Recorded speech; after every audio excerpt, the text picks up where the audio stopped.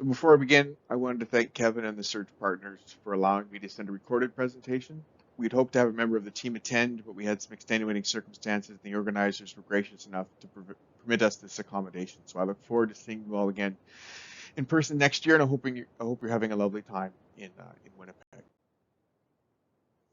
So the title of this talk is Developing Tools to Assess Risk and Respond to Hemlock Woolly Adelgid in Eastern Canada, and most of the work I'm going to talk about today was done in Ontario, in Southern Ontario, where we do most of our work on hemlock woolly adelgid. And the partners on this project are Victoria Derry and Megan Gray, who work with me at the Great Lakes Forestry Center. So before I begin, I just want to acknowledge the team that we had this past summer. The three women you see in the center, that's Victoria, Megan, and Madeline, who's one of our summer students. And they did the bulk of the work on this project this summer to collect and all the data I'm about to talk about today. So there's kind of three parts to the talk. I'm going to introduce talk about hemlock woolly adelgid in Ontario, then present our data on phenology of hemlock woolly adelgid, and then underneath my my camera here, my bubble, it says a short update on the overwintering survival of hemlock woolly adelgid that I'll give at the end of the talk. So this might not be this might be familiar to some folks who know about hemlock woolly adelgid. This is the area regulated by the Canadian Food Inspection Agency. Hemlock woolly adelgid is an invasive species in eastern Canada. It's native to British Columbia, and then there's two populations, one in southern Nova Scotia and the other one in the Niagara region of southern Ontario.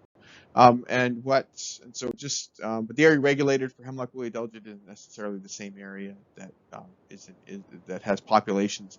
And so this is just a finer scale plot of the distribution of HWA in eastern Canada. This is just a combination of CFI survey data and then observations in iNaturalist, and just overlaid on the distribution of eastern hemlock. And what you'll see here is kind of this population here in southern Ontario, a couple infestations I'll talk about on the next slide, and then all of kind of southern Nova Scotia here. And I'll just emphasize I'm sort of talking about what's going on in Ontario. So over the past about 12 years in Ontario, we've had increasing number of detections of hemlock woolly adelgid. First one was in 2012 in Etobicoke, when this was on horticulture stock, and it was eradicated by the Food Inspection Agency. Another detection in 2014 that was also eradicated. This is in the Niagara Gorge in the city of Niagara Falls. And then beginning in about 2019, we've had a detection of HWA in southern Ontario about every year, every other year. So 2019 was in Niagara Falls and Wainfleet, 2021 in Fort Erie, 2022 in Pelham and Grafton, and then 2023, so this last summer, in Hamilton, Haldimand County, and Lincoln.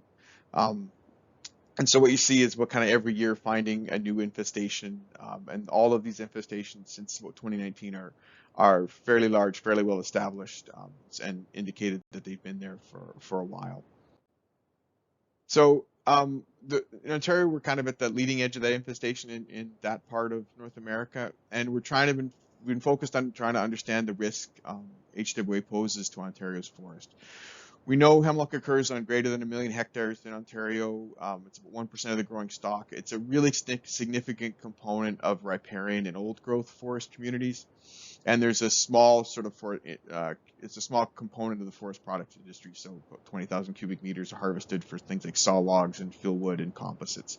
And what this map I'm showing here is kind of the known distribution of hemlock stands in Ontario. This is data that Kathleen Ryan assembled from Ontario's forest inventory, and then inventories held by landowners and conservation authorities and whatnot in southern Ontario. What you can see is there doesn't appear to be a lot of hemlock in this part of southern Ontario, but we know there's a lot here, and it just indicates that the survey and the inventory in this part of Ontario isn't that great. And so that's something we've been working on to improve with another project. So I'm going to talk about the phenology of hemlock woolly adelgid in Ontario, and this was the work that we were doing this summer with our SERG funding. So what we did is we wanted to look at when the different stages of hemlock woolly adelgid when they were occurring on the landscape and in what abundance. And so what we did was at two of our sites with known infestations, at Short Hills, which is the Pelham infestation, and at Grafton, We went in, we pre-selected some trees in the spring, and then every twice per week from April to the end of June, we sampled, and then every 2 weeks after that until the end of October. And every time we sampled, we'd go in and pick 10 of those trees randomly, and we would collect branches, package them up, and then and then take them back to Sault Ste. Marie. Um, and we did that in the early season. We were sampling ourselves, driving down from the Soo, and then later on in the summer, the MNRF was doing the collections for us, and they would purelator us up the samples in the Soo, and we would process them there. I'll talk a little bit about the kind of a change in the sampling that we did a bit later, but what we did in kind of the later part of the season, we noticed we weren't getting quite the samples that we wanted, and so we changed a little bit how we were doing the sampling to make sure that we were getting the new growth where the assistance generation of the insect was settles. We found that some of the samples weren't quite right, so we adjusted our sampling a little bit later on in the season. So what we did is went in, sampled those trees with pole pruners or hand clippers. They were all bagged up. And then, like I said, they were overnighted up to the Soo, and then they went into our quarantine facility where all the processing was done. This is just showing the cooler where they would sit until we processed them. And then what we would do is we would take them into the quarantine lab. And so you can sort of see there in the corner, the technician sort of in the bunny suit, everything done under quarantine in sort of full PPE to present anything escaping, because we don't have any hemlock woolly adelgid in Sault Ste. Marie. So what we did is for all of our samples between April and approximately June, we would select the 10 most distal ovisacs on each 30 centimeter branch. We dissolve the wool with ethyl alcohol, and then we would count the number of hatched and unhatched Pregridians eggs. And the Pregridian stage is that one that comes through winter. And then we'd select 5 of the twigs that with either like an old last year's growth or this year's growth, and we count all the adult eggs, crawlers, and the nymphs, and then we take the length as well. And then for those samples in the later summer, we do that, but we just do on new foliage. That's the assistance generation. And we count the number of hatched first instar cystins. At least that's what we were trying to do. And then we also count estivating nymphs, and then record the length of each twig. And we do that for all the samples that we were getting processed in the lab, all under the quarantine. And then what I wanted to do is sort of build a model that we could sort of be able to predict, from degree days what stages should we be seeing on the landscape. And so what we did is we used this model from a paper by Patrick Tobin and Richard Turcott. And so what we did is we took all the data that we had collected on the abundance of each stage, expressed it as a cumulative proportion, and then plotted that against degree days, and then accumulated degree days. We used a 4 degrees Celsius threshold for that, based on some work that Scott Salem did in Virginia. And then we fit this model here, this exponential model that Patrick Tobin used for their data from Virginia. So just kind of and we used a lot of their method as well to collect this data. So when you do all that, what you do is you wind up with a figure like this. This is a graph of our data showing both sites all together. So what you see is the 3 curves. We've got Pregridians eggs here. We've got Pregridians eggs hatch here, and then we'll see a little bit of data for cystins crawlers and cystins settled first instars, and then we've got estivating cystins here. So what we found is that egg lay begins anywhere between sort of April 21st to March 26th in our data. Egg hatch about May 18th to the 30th of May, and then and then we get cystins estivation from about 14th to 30th of July last year.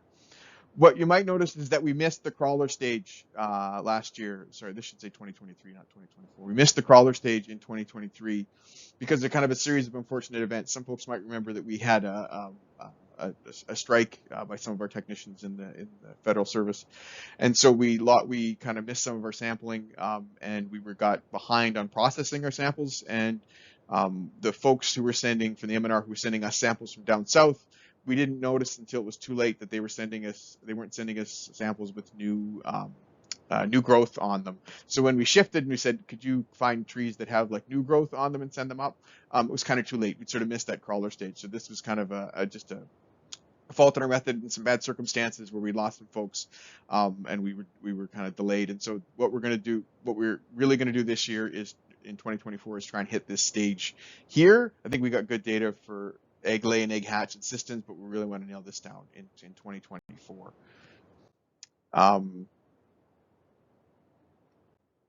Okay, so what we wanted to do, the next thing we're kind of interested in is what's the variability and timing of some of those events that from that plot.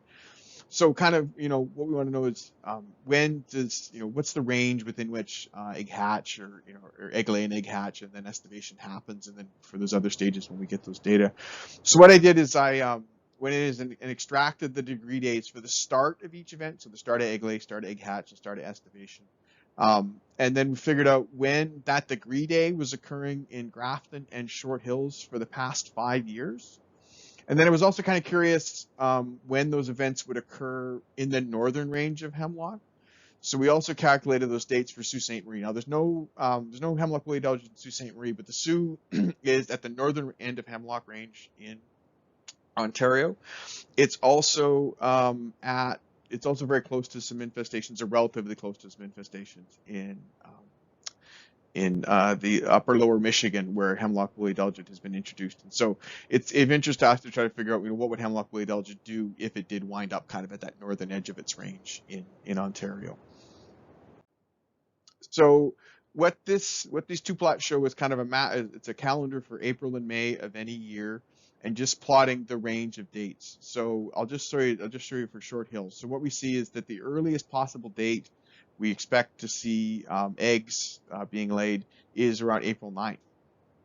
And that extends all the way out until May 2nd. So that's the range. The average day for Short Hills, which is our southernmost site in the Niagara, and the Niagara is that really warm kind of fruit belt part of Ontario, is about 21st of April. That's kind of the median day for the past 5 years when you'd expect egg hatched or egg laying to begin.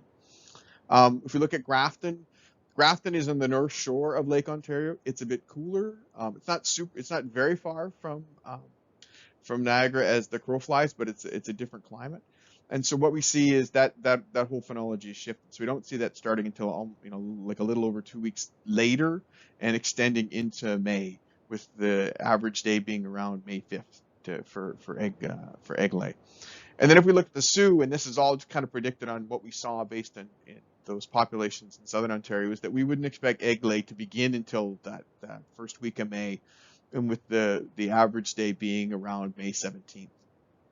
So there's a real variability, which is kind of what you expect, but there's a lot of variability in the population timing depending on where you are in Ontario, and even over relatively short distances in southern Ontario with different climates and relative to the lakes. So what we did, this is just a figure from our report, we just sort of looked at, so this is the data I just showed you in the previous slide, but we did the same thing for Pergridians eggs hatch and estivating systems nymphs. And what you see is that 2-week variance holds between the sites in the Niagara, which are a lot warmer, versus those on the North Shore of Lake Ontario, which is a lot cooler.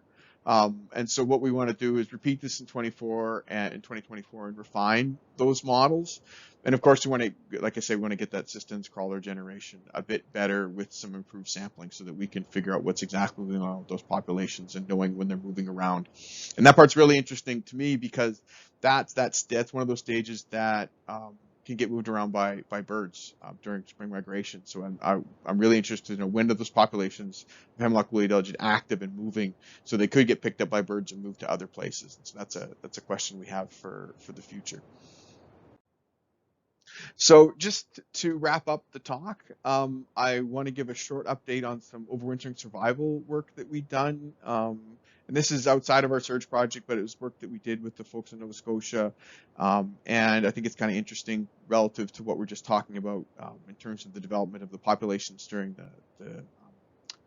the summer. So some folks might remember that that last winter was quite a bit different than this winter. And we had, right about this time, we had a really big cold snap. One of these, sometimes they get called polar vortex events. This particular one wasn't according to the classical definition. It's kind of what it was a significant cold event where you had this Arctic outflow kind of wash over eastern North America. And so what we noticed is there were some there were some long-term weather models that predicted that this event was going to happen, and this was actually came about because of a Facebook post from Jan Boulanger, who is one of our scientists at the Laurentian Forestry Center, who's a kind of a climate and modeler guy. And Jan had posted this on Facebook, and I asked him, I said, how realistic is this? Is this actually going to happen? And he said, yep, this is going to happen. So I phoned up Jeff Fidgen at our lab in Fredericton, and I said, do you think you can get some samples out of Nova Scotia right before and right after this event? Because we knew it was supposed to happen over this weekend of the 2nd, 3rd, 4th. And so Jeff got a hold of some folks at Annapolis Royal and Mersey River, which is kind of right in the center part of that station, Nova Scotia. This is like Donna Crossland and Matt Smith. They went out and got these samples and collected them, and then they went back to Fredericton, and Jeff looked at the survival both before and after there in those Nova Scotia populations. We did the same thing with Nicole Mielchuk, who's with CFIA in Guelph, and she went down to Wainfleet and got us some samples. We weren't able to sample Grafton because we don't have anybody close, but we sampled these 3 populations before that big event happened, and then like right after. So that's what this plot is shows. So you've got the temperature data here, and then we've got our sample dates with these dots. So this is when it was sampled here, and then here again a bit later for Wainfleet. And then this is the big cold event. So here's our temperature trace. This is the night of February 3rd. So it was a big cold event, and then it never got that cold ever again.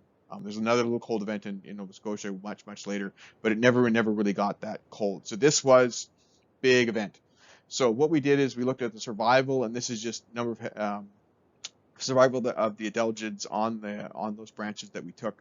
And survival before winter was about 50%. So there'd been some mortality that had occurred up until that point, but then afterwards the survival dropped. So we looked right after the event, we see about anywhere to 5 to 10% to even about 100% here in our population at Grafton, but not at Wainfleet.